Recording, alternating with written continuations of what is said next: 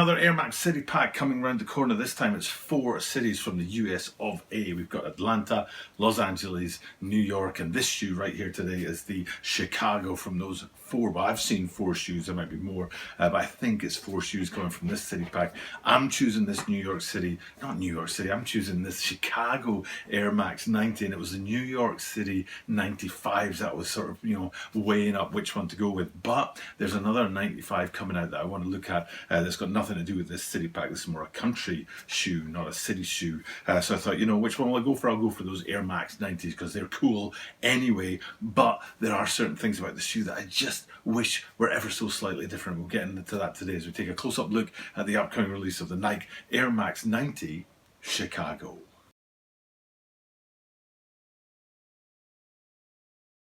This is the Tokyo Bada 23 Sneaker Channel.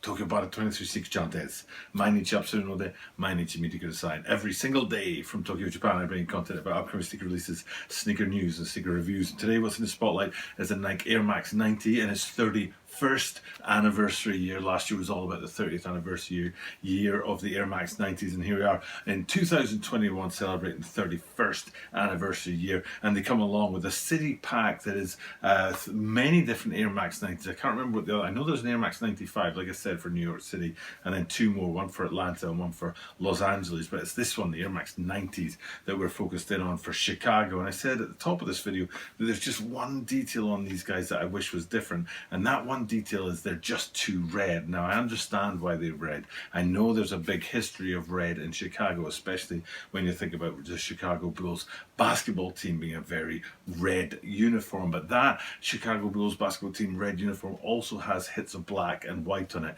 and it's those hits of other colors that I think are missing from this shoe. They've tried really hard to sort of vary all the reds on there. There's something like 5 different shades of red on the shoe, but I think all it would have taken was a little hit of black, maybe up on the lacing system, or a little hit of white, maybe on the branding, just to give a little bit of definition to the shoe.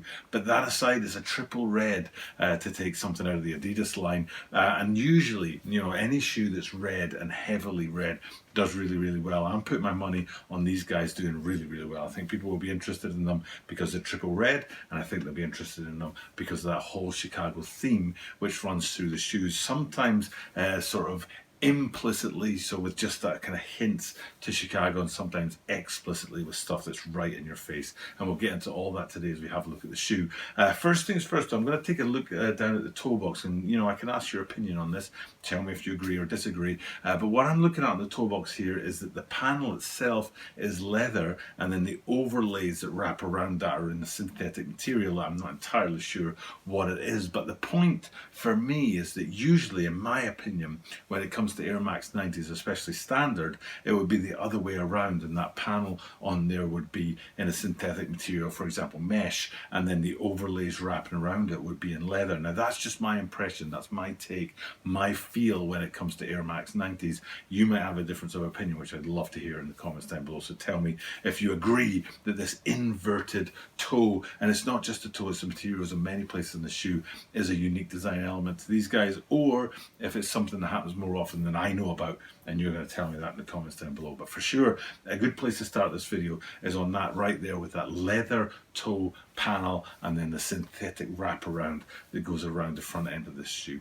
And then coming back from that, we get some interesting hits on the shoe. One of them is the swoosh being in those lighter colors. I read somewhere that color's pushing orange, but I couldn't disagree more. I'd say it's more of a pink than an orange. Maybe in hand it looks more orange, I don't know. But this is one of the shades of red. I said at the top of the video about there being 5 different shades of red in the shoe, and this is one of those lighter shades, comes in that swoosh element there. And then beside that, when you go across to the lacing system, you can see some of those deeper shades in the lacing system to give you that full spectrum of red that goes on in the shoe. And now is the first chance for us to get up into that Chicago explicit branding that I was talking about above the swoosh, only on the lateral side, not on the medial side. So we'll flip over to the medial side and give you a look at that, and you can see that the swooshes and most of the construction on the medial side is the same, but that Chicago tab is missing. back to the lateral side, and you see above that light swoosh there, you've got a very square CHI Chicago tab hanging down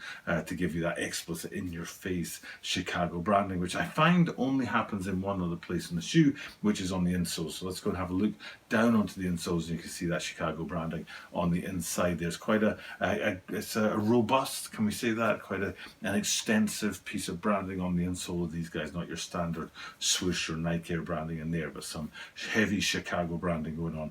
But where they didn't go with any Chicago branding, which kind of surprised me, was up on the tongues in one place in the heel. So we go to the tongue first and have a look up there, and again you've got that multi shades of red going on to give you that bit of definition, but again just a little bit of white or a little bit of black would have done it for me up here. And then we go round to the back, and this is somewhere I was expecting a little bit more.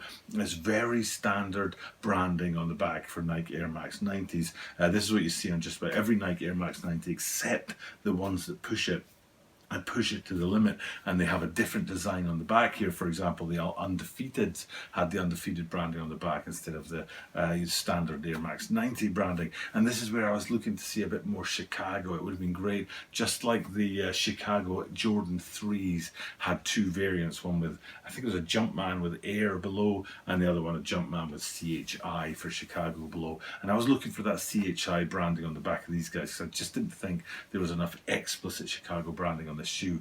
But I was left disappointed. It was just that full-on multi-shades of red on the back, but your standard structure and your standard design on the branding on the back there. What isn't so standard is if you come down to the midsole, where you've got the air unit, the midsole, and the outsole all visible in one. Usually this would be a place where you get a bit of contrast in Air Max 90s, especially with that unit around the air unit there that looks kind of like an arrowhead. But they've gone with triple red on these guys, a red midsole, a slightly different red color wrapping around the air unit, and then red on the outsole, which is kind of rare. Usually on Air Max 90s you'll have some kind of definition between those three sections, something to strike one off against the other, but not in the case of these guys. Very red all the way through the lower section of the shoe, and that's easiest seen when we flip them upside down and have a look at the outsole. Now it's at least two different shades of red going on here, which is very obvious from the shot I'm showing you. And then one way, I'm going to guess this way, but usually when I guess it's wrong, the toe roll wrapping up the front of the shoe, it feels like that might be a third shade of red to give three different shades of red on the outsole. Either way, it's sticking with that moniker, that whole vibe of just reds. There's no black in here, there's no white in here. It's an all red shoe, paying homage to those Chicago Bull red colors from Chicago. So back out to look at the full shoe again. That's my take on this shoe, my walkthrough one at a time. Most interesting thing for me really is that lack of branding, but also flipping it up with the materials. If we go back up to the tongues, you'll be able to see the tongues also in that same material, that the layer, the overlay wrapping around the toe has that same synthetic feel to it. It really surprised me the way they flipped that up there, and a unique look at this particular shoe. So hopefully you guys appreciate that today. I know the comments have been coming thick and fast. I've lost a comment, sadly, because I read every comment that comes in on my email, and I try to reply to them as often as I can, but it's kind of hard. But I got this really great comment from a guy that was just hammering me about not having shoes in hand. It's like, he called me like a Brooks something or other. I can't remember what the insult was, but I kind of appreciate it. I really like people being honest in the comments down below, and I don't mind people sort of hammering me for not having shoes in hand, because that's my hope, my dream for the channel is to get to some point where I will have shoes in hand more often. And sometimes people don't see the length, the journey. They just see the place we're at on the journey and not the goal that we're aiming for. So whoever it was that wrote that comment to me that I read in my email, but I couldn't find it on the comments page, I couldn't find it on the actual video that I made, and it's the Dunk Low VX 1000. I couldn't find that comment, couldn't find it and held for review, couldn't find it anywhere. But I'd love to find that comment and pin it, because even though it's kind of insulting, I kind of like it.